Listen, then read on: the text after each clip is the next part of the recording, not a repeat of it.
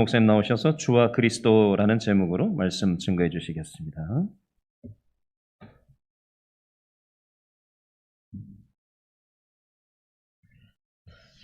네, 오늘 다 같이 인사해 보겠습니다. 잘 오셨습니다. 인사하겠습니다.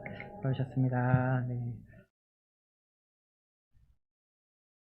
우리가 지난 시간에 베드로의 설교는 6가지로 나눠진다. 그래서 복음적인 설교이고 캐리그마의 설교이다라고 이렇게 말씀을 드렸습니다.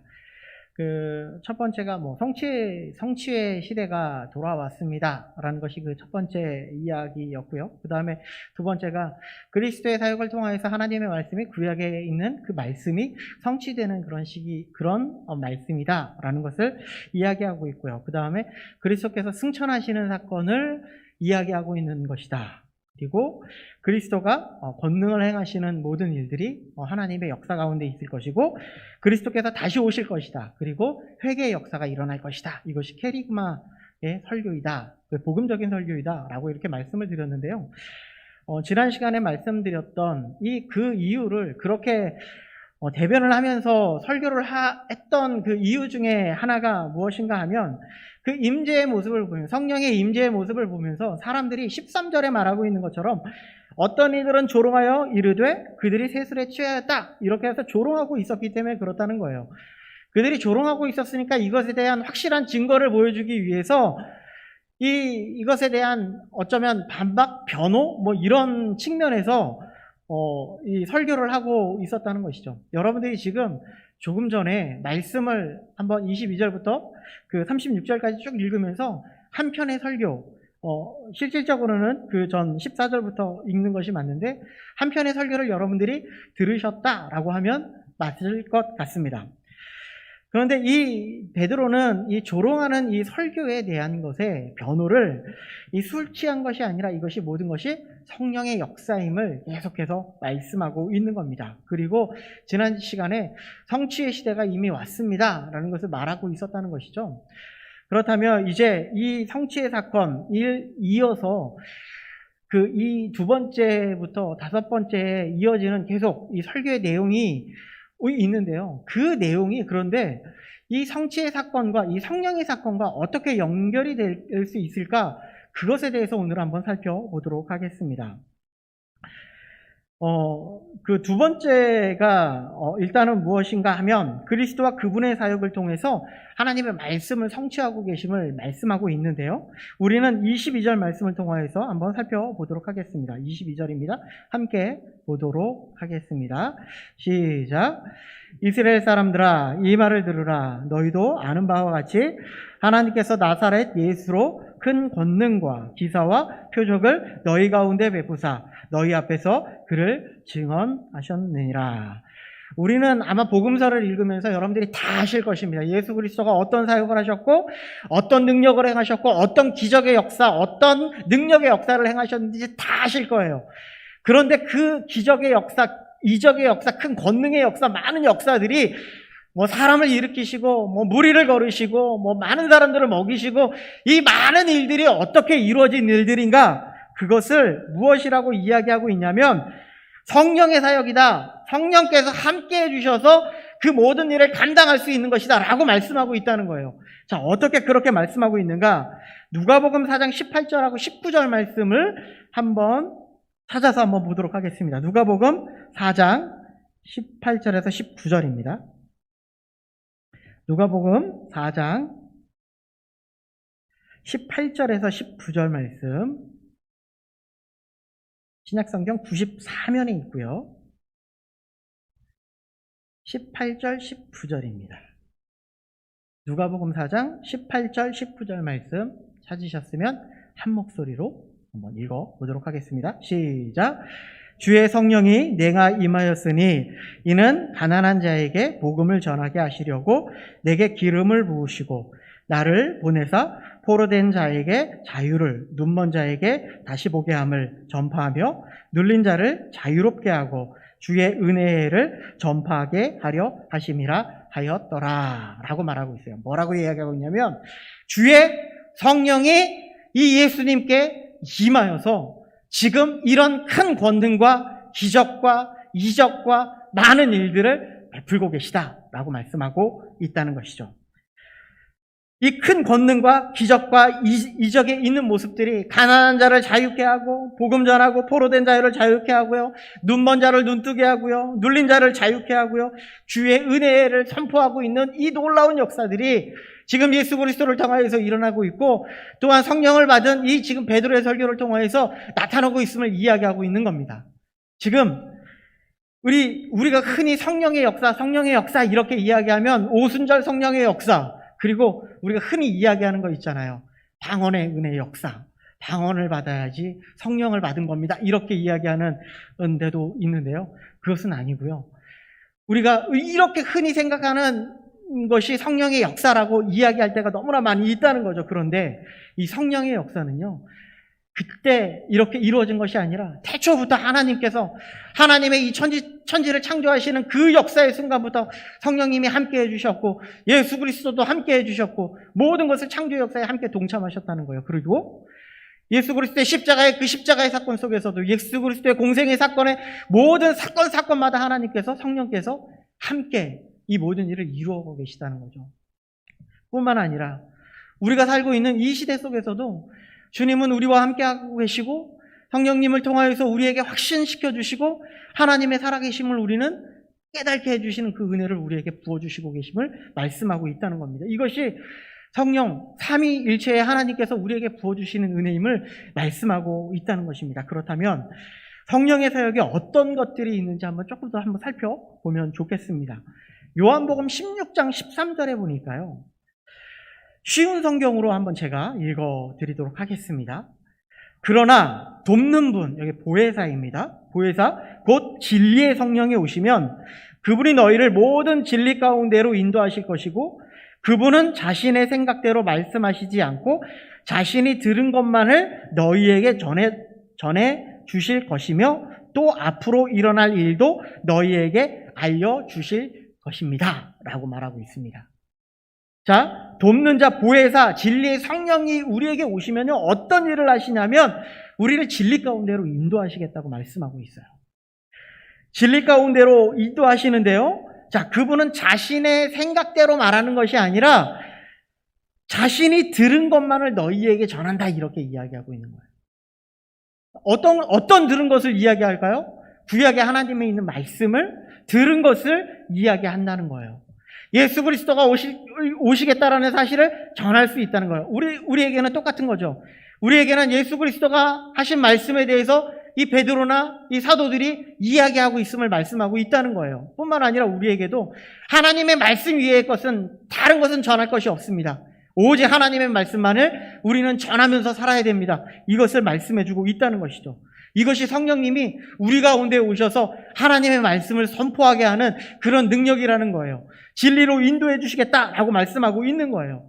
그래서 그런 우리들에게 하나님께서 이 사도행전을 시작하면서 뭐라고 말씀하고 계시냐면 사도행전 1장 8절에 오직 성령이 너희에게 임하시면 권능을 받고 예루살렘과 온 유대와 사마리아와 땅끝까지 이르러 내 증인이 되리라 이렇게 말씀하고 있는 거예요. 하나님의 말씀이 내게 임하니까 성령이 내게 임하니까 우리는 그 하나님의 말씀이 우리에게 그 말씀을 생각나게 해주셔서 그 말씀대로 증인된 삶을 그 말씀만을 선포하며 살아가겠습니다 라고 이야기하고 있다는 것이죠. 우리를 성령이 증인된 삶으로 그렇게 살아가게끔 하겠다라고 말씀하고 있는 겁니다. 우리가 복음을 전할 때 얼마나 힘든지 모릅니다. 이렇게 하나님의 복음을 전하고 하나님의 전도하는 것이 정말 저도 이게 그 사역을 시작하면서도 아니 그 전에도 복음을 전한 적이 있지만 이게 항상 예전에 보면 그 복음을 이렇게 전도하러 나가기 위해서 수요일 날 목요일 날 12시에 맞춰서 11시에 맞춰서 나가서 이렇게 전도지 들고 전했습니다. 이게 전했는데요. 그게 왜 이렇게 어려운지 모르겠어요. 담대함이 없는 건지 왜 이렇게 쑥스럽고 그거 하나 전달하는 거 별거 아닌 것 같은데도 그것이 왜 이렇게 힘든지 모르겠습니다. 정말 힘들고 어렵습니다. 그런데요. 우리가 이렇게 힘들게 복음을 전한다 할지라도 온전한 주님의 복음을 전할 수 있는 그런 힘을 주시고 능력을 주시는 분이 바로 우리 성령님이시라는 거예요. 우리 지금 우리 전도사님들 학교 다니시고 계신데 학교 다닐 때에도 복음을 전하러 학교에 가거든요. 대학교에 가서 복음을 전합니다. 사형리 책을 나눠주고 그것을 숙지하게 한 다음에 그곳에 가서 학생들에게 복음을 전하는 이 복음 훈련을 하거든요. 제가 다닐 때 그랬었는데요. 그 복음을 전하는 것이 학생들한테는 더 말이 안 나와요. 그들에게 더 잘 나올 것 같은데 그렇지 않더라고요. 이게 정말 담대함이 꼭 필요한 것 같습니다. 그리고 그때마다 하나님께서 이야기하는 것마다 다 다르게 이야기하게 해주신다는 거예요. 이것이 하나님이 성령님이 우리에게 역사하는 것이라는 거죠. 그리고 두 번째는 무엇인가 하면 성령의 사역은요, 주님을 고백하게 한다는 거예요. 우리 고린도전서 12장 3절 말씀도 한번 찾아보았으면 좋겠습니다. 고린도전서 12장 3절 말씀입니다. 고린도전서 12장 3절 말씀입니다.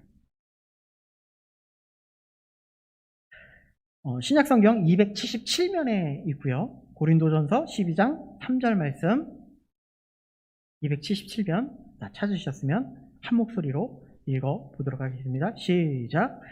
그러므로 내가 너희에게 알리노니 하나님의 영으로 말하는 자는 누구든지 예수를 저주할 자라 하지 아니하고 또 성령으로 아니하고는 누구든지 예수를 주시라 할 수 없느니라. 아멘.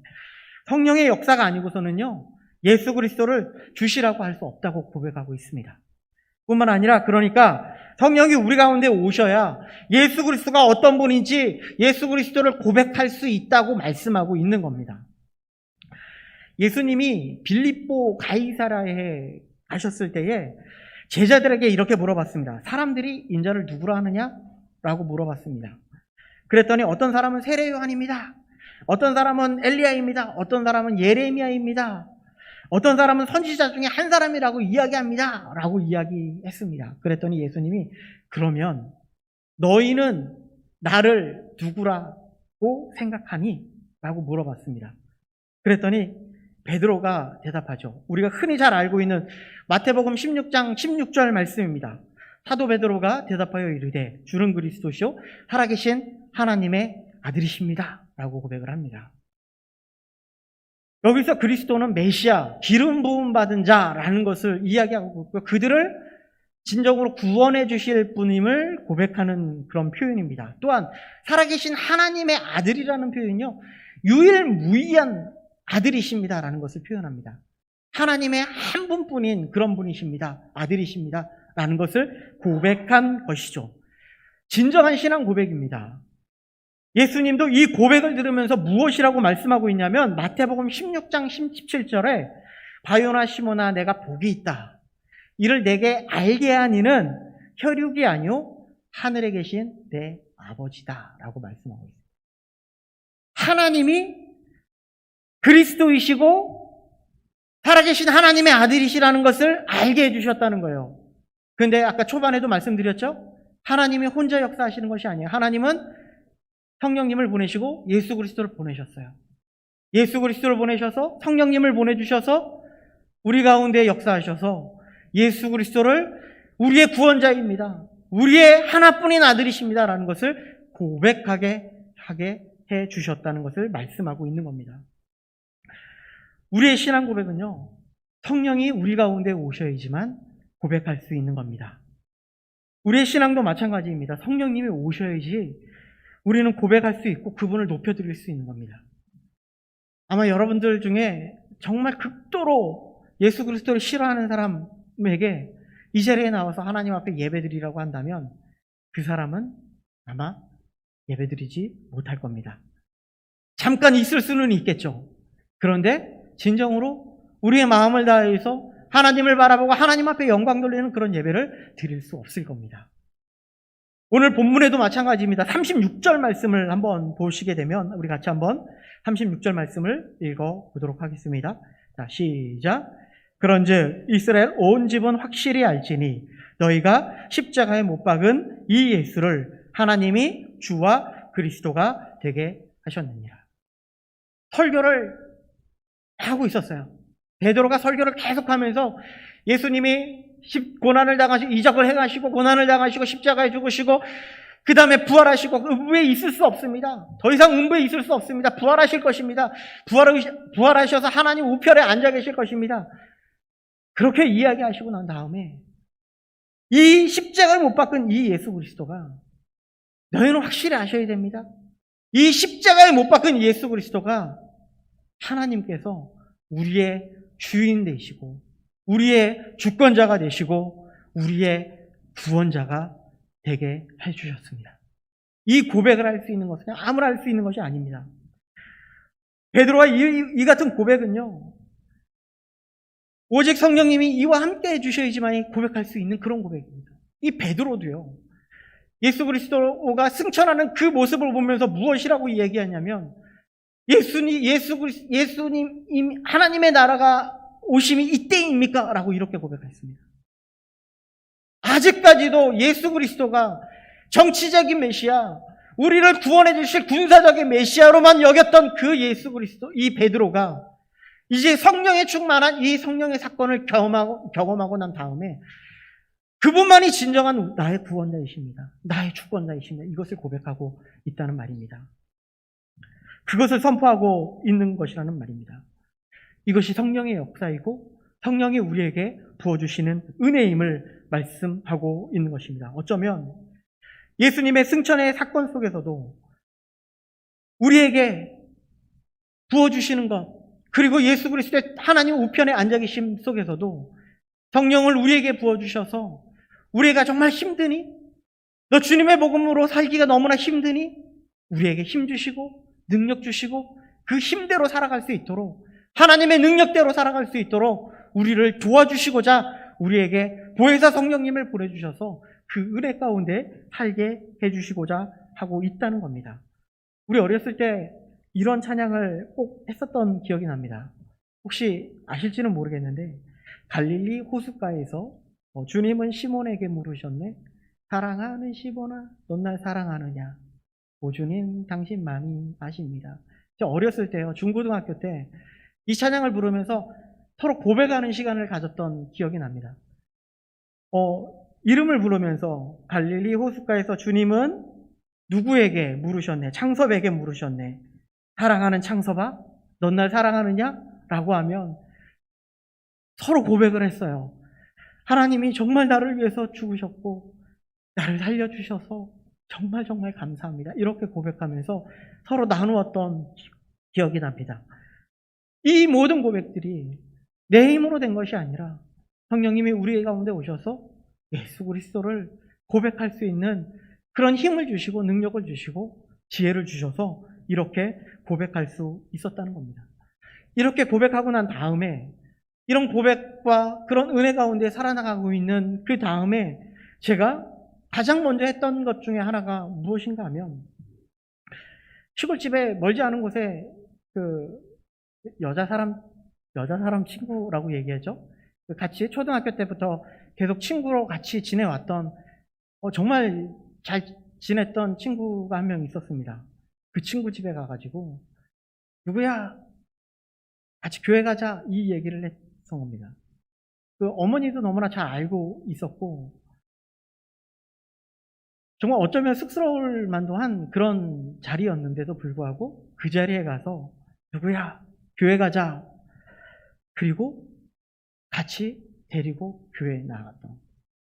그래서 여기 근처 산흥에서 신앙생활 열심히 하고 있는 친구가 되었습니다.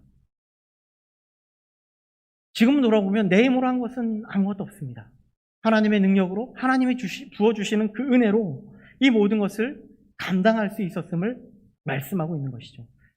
하나님이 아니면, 성령님이 아니면 이 모든 일을 감당할 수 없음을 말씀하고 있는 겁니다.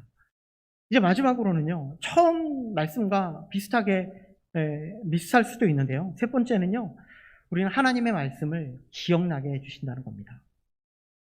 베드로의 설교는요, 지난 시간 요엘서 2장을 통하여서 하나님의 성령의 역사가 어떻게 역사하시고 어떻게 성취하고 계심을 말씀하고 있었던 것처럼, 오늘 본문에서도 마찬가지로 시편 말씀을 통하여서 하나님이 부활할 수밖에 없고, 하나님의 우편에 앉아 계실 수밖에 없고, 하나님의 그런 놀라우신 은혜 가운데 설 수밖에 없음을 그렇게 고백하고 있는 것을 볼 수가 있는데요.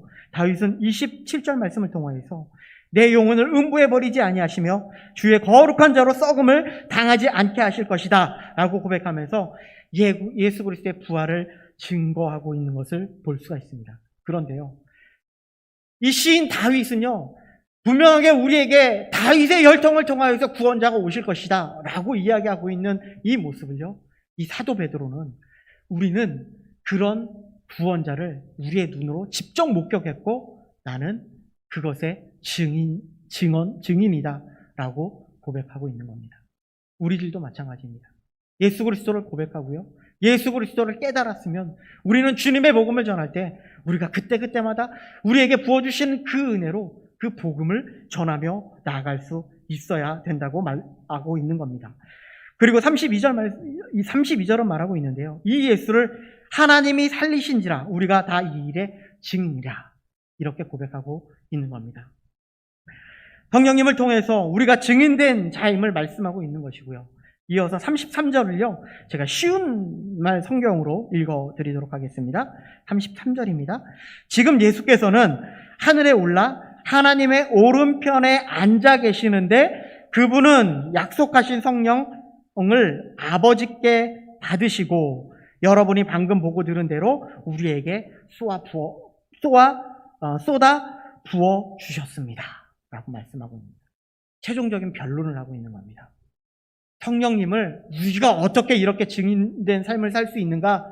하나님 보좌 우편에 앉아 주셔서 우리에게 성령을 쏟아 부어 주셨기 때문입니다 라고 말씀하고 있는 겁니다. 우리가 이 베드로가 똑똑해서 이렇게 이야기할 수 있는 것이 아니에요. 지식적으로 똑똑한 것도 아니고요, 정말 어부 출신에 아무것도 가진 것 없는 그런 사람입니다. 그럼에도 불구하고 하나님께서 부어주시는 은혜로 하나님의 말씀을 생각나게 해주셔서 하나님의 놀라우신 그 은혜 가운데 하나님의 말씀을 선포할 수 있게 하셨다는 겁니다. 우리가 오늘 말씀을 마무리하면서요, 오늘 말씀을 생각하시면서 우리들도 우리에게 부어주시는 은혜가 있습니다. 하나님이 우리를 불러주신 은혜가 있다는 겁니다. 우리를 증인된 삶으로 하나님의 말씀으로 담대하게 나아갈 수 있는 그런 삶으로 살아나갈 수 있게 하기 위해서 뿐만 아니라 우리의 정말 확실한 구원자, 우리에게 확실한 정말 우리의 메시아, 그 하나님을, 예수 그리스도를 온전히 고백하며 살아나가며 우리는 참된 그런 증인자로 살아갈 수 있게 하기 위해서 성령님을 우리에게 부어주셨다는 겁니다. 그것이 이 베드로의 설교를 통하여서 예수 그리스도의 참된 메시아임을 오로지 증거하고 있을 뿐만 아니라 또한 이렇게 설교하고 있는 겁니다. 그리고 우리들도 이 말씀을 들으면서 예수 그리스도만이 우리의 참된 구원자요 주권자임을 고백하고 그분만을 붙잡고 살아갈 수 있는 우리의 모든 삶이 될 수 있기를 간절히 소망합니다. 기도하겠습니다. 하나님 아버지 감사합니다. 우리는 하나님의 말씀을 들으면서도 깨닫지 못하고 말씀을 들으면서도 온전히 전하지 못하는 우리들의 모습을 보게 됩니다. 주님, 우리에게 성령의 뜨거운 역사를 부어주시고 성령으로 살아가게 하여 주셔서 하나님의 말씀을 깨달아 알게 하시고 주님의 말씀으로 예수 그리스도가 누구인지 알고 고백하며 예수 그리스도를 전할 때에 성령의 힘으로 담대하게 전할 수 있는 믿음을 허락하여 주옵소서. 한 주간 세상에 살아나갑니다. 주님, 우리는 세상에서도 교회임을 깨닫고 참된 교회로서 삶을 살아가게 하여 주옵소서. 예수님의 이름으로 기도드립니다.